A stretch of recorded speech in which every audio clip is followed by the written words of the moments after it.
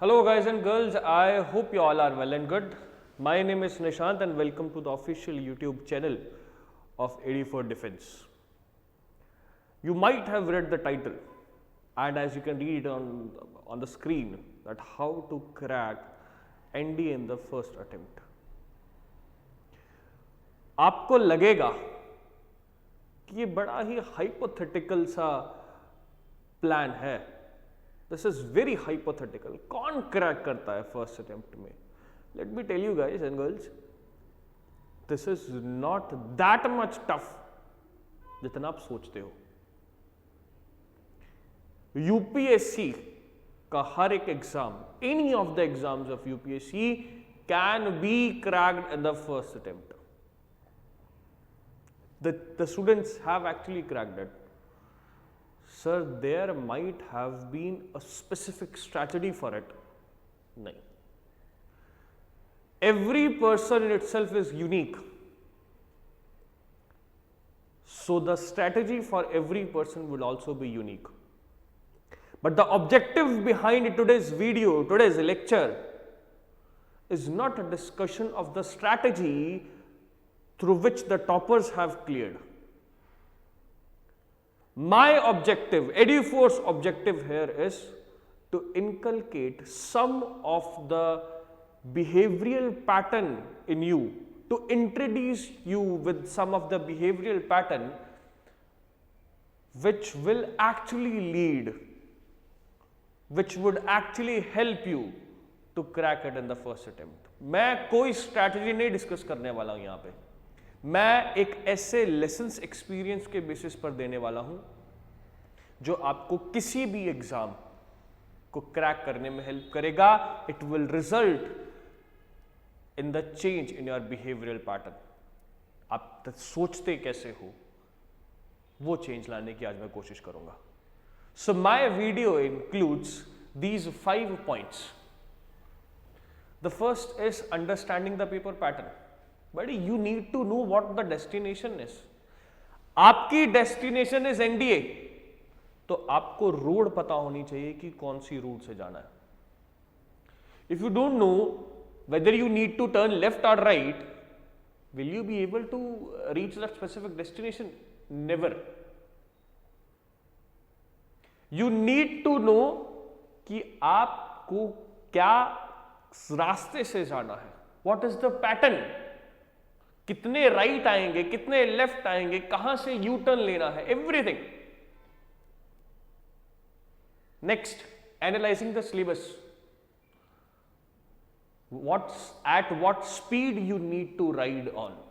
क्या स्पीड रहेगी? सिलेबस कहां पर, कौन से लेफ्ट टर्न पे स्पीड कम रखनी है, कौन से राइट टर्न पर स्पीड तेज भी होगी तो मुड़ जाएंगे आराम से, आगे से कोई रश नहीं है वहां पर. यू टर्न है तो स्पीड कहां पर स्लो करनी पड़ेगी. Analysing the syllabus. And the last 3, consistency, smart work and motivation. The 3 behavioural patterns, the 3 major changes which you need to inculcate in your lifestyle. Not only for NDA, for any exam, any exam. Let's start with understanding the paper pattern.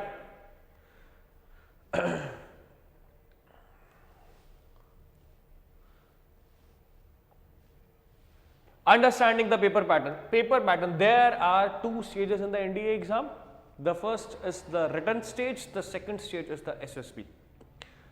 The first stage, the written exam conducted on the same day. There would be 2 exams which will be conducted on the same day after a gap of some hours. The first exam would be of mathematics, which will include 120 questions with a negative marking of 0.83. Negative marking, if you don't know, let me tell you, if you mark a question or if you mark an answer of a question and that answer comes out to be wrong, तो that question का जो number है, let's say you would be getting 3 number for a question, तो वो 3 number तो कटेंगे because आपका question गलत था, plus extra 0.83 marks will be deducted. Fine. So total loss would be of 3.83 marks if you mark an answer of a question as wrong. Fine. So the negative marking would be 0.83. The next is maximum marks are 300 and the duration given to you would be 2.5 hours. The next test would be of journal ability test. Journal ability test, number of questions would be 150, the negative marking would be 1.33, maximum marks would be 600 and the duration is same. So the total maximum marks are 900 and the total number of questions are, I'm sorry, it's 270 here. It's not 170, it's 270 here. I hope you can understand there can be a typing error with the humans. And humans only make errors. Machines are very rare in causing errors.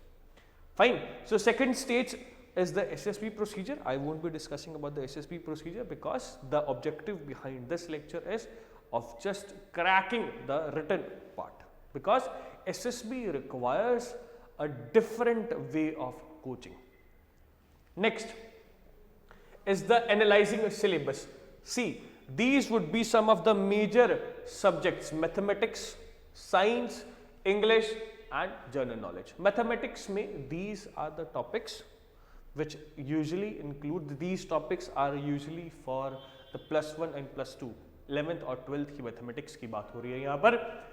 Matrices and determinants, trigonometry, calculus are some of the important questions, which are some of the important topics which holds a good weightage in the exam.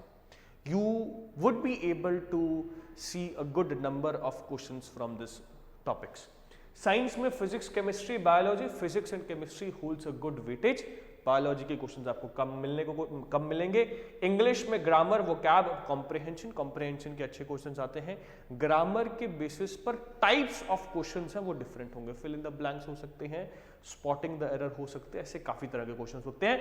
But the basic question would be, और the basic root और the basic thing of that question would be कि आप वो grammar, कोई nouns होगा, tenses होंगे, pronounce होंगे, adjectives होंगे, उस बेसिस पर वो क्वेश्चन पूछा जाएगा. ठीक है, जो उसका थीम होगी क्वेश्चन की वो ग्रामर ही होगी कहीं ना कहीं पर. वोकैबुलरी, सिनोनिम्स, एंटोनिम्स वगैरह normally you need to cram them. आप क्रैम कर सकते हो, और प्लस एक तरीका और भी है कि आप उसको डेली प्रैक्टिस में अगर आप लाओगे तो बहुत ईजी हो जाएगी vocabulary. Anyways, coming on to the general knowledge part, geography and history holds a good weightage. Whereas if I come to polity and economy, थोड़ी कम weightage. Economy की बहुत कम weightage है.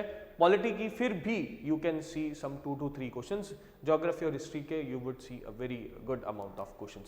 Fine. So this is how the analyzing syllabus. मतलब कि the reason behind this slide is कि if in case you need to revise, so at least you should know कि मेरे को कौन से टॉपिक पर कितना टाइम देना है. Let's say you wasted ample number of time on biology and you found कि बायोलॉजी के तो क्वेश्चन ही 3 4 5 आए यार 150 में से, 150 में से you got the UPSC put in only 3 to 4 questions. So you wasted a lot of time. आपने ज्यादा एफर्ट्स उस चीज पर डाल दी जिसका कुछ कॉन्सिक्वेंस नहीं निकला. So this is why you need to analyze the syllabus and what I have told you कि वो ग्रामर पर ध्यान देना है, ज्योग्राफी हिस्ट्री पर ध्यान देना है, फिजिक्स केमिस्ट्री पर ध्यान देना है.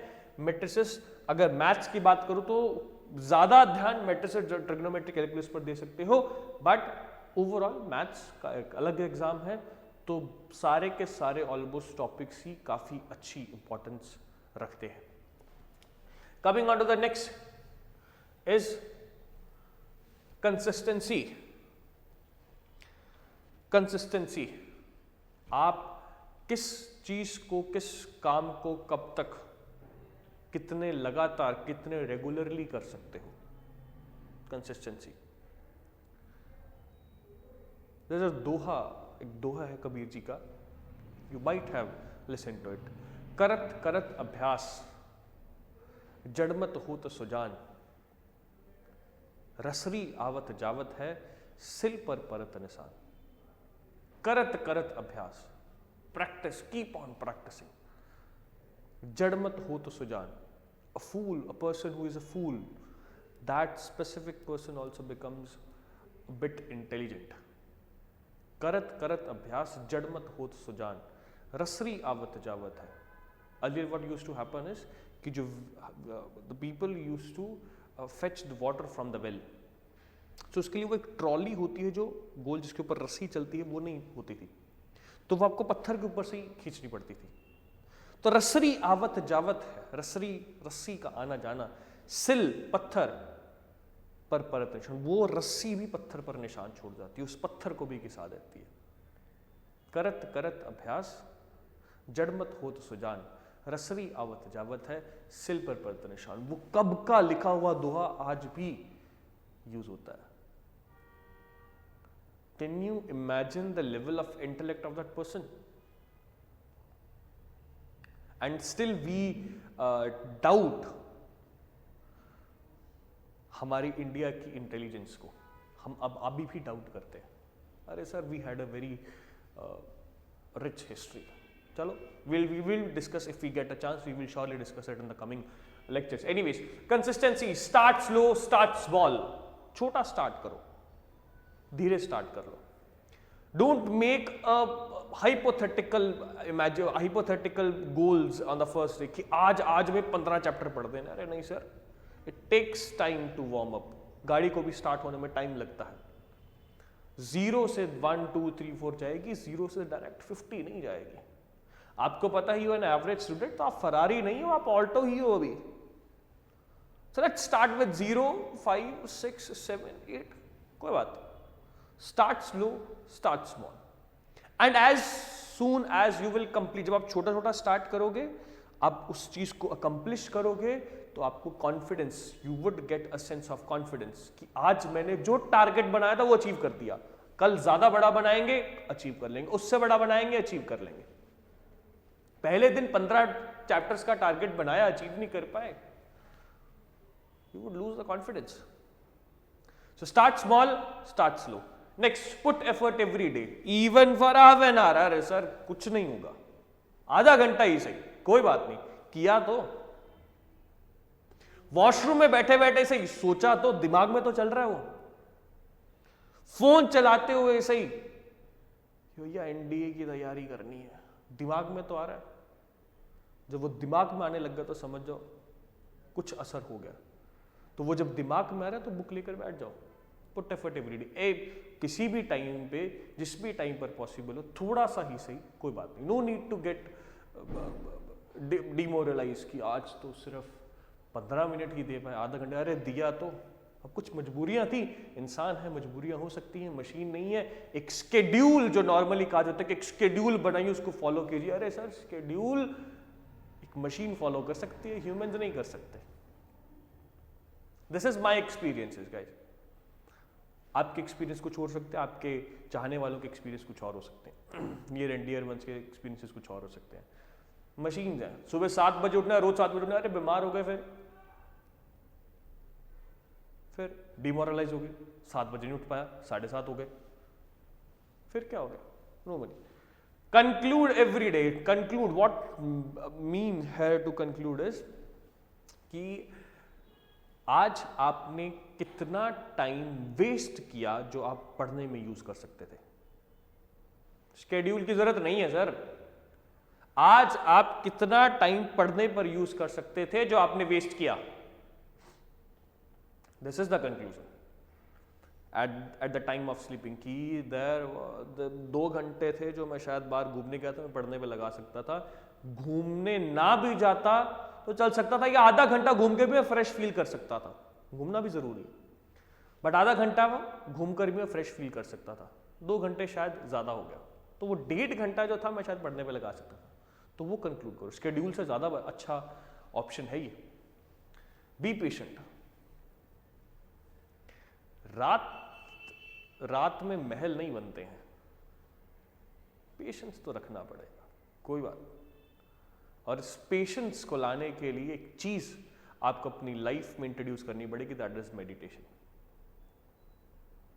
Sir, meditation will lead to miracle in your lifestyle, I am sure, 100% sure. If you do meditate in a right way. Meditation is not for concentration. I'm repeating it. Meditation is not for concentration. हाँ, concentration is one of the consequences of meditation. Very इस line काफी depth है, समझना इसको ध्यान से. चलो, be patient. Patience कैसे आएगा? मेडिटेशन के साथ. Smart work. Sir smart work तो सबने बता दिया. What is the meaning of smart work? क्या मतलब है स्मार्ट वर्क का? आपसे आपने सिलेबस एनालाइज करवा दिया, वो भी स्मार्ट वर्क है, बिल्कुल है. What type of smart work you want us to inculcate? The smart work here is whatever you read in the day. Let's say you studied something new for 5 hours today. Let's say you took classes for 5 hours today. Conclude that whole session of 5 hours within half, 45 minutes or 1 hour or 1.5 hours. उसको conclude करो कि ये 5 books, ये 5 subject पढ़े थे, एक book को बंद किया, साइड में रखा और इमेजिन किया कि आज ये पढ़ा था, इसके ऐसे करके ये किया था, उसके साथ वो ऐसे कनेक्ट होता है. और ऐसे या तो आंख बंद करके किसी को सुना दो, या खुद से सुन लो अगर लॉयल हो तो, या फिर 2 जने मिलकर उसको डिस्कशन कर लो.